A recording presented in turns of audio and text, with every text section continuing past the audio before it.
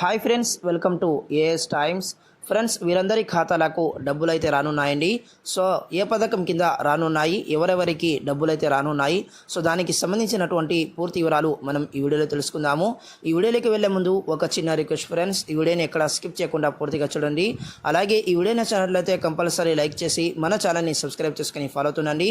So ఇక వివరాల్లోకి వెళ్తే కనుక రాష్ట్ర ముఖ్యమంత్రి సీఎం జగన్మోహన్ రెడ్డి గారు ఈరోజు వీరందరి ఖాతాలకు డబ్బులు విడుదల చేస్తామని చెప్పడం జరిగింది. కానీ కొన్ని అనివార్య కారణాల వల్ల ఈ పథకాన్ని అయితే రాష్ట్ర ముఖ్యమంత్రి సీఎం జగన్మోహన్ రెడ్డి గారు వాయిదా వేయడం జరిగిందండి. సో ఆ పథకం ఏంటంటే జగనన్న విద్యా దీవెన పథకం. ఈరోజు జగనన్న విద్యా దీవెన పథకానికి సంబంధించినటువంటి అమౌంట్ను విడుదల చేస్తామని చెప్పారు. కానీ రేపటికి ఇది వాయిదా అయితే పడిందండి. సో రేపు మార్చి 1వ తారీఖున వాయిదా అయితే వేయడం జరిగింది.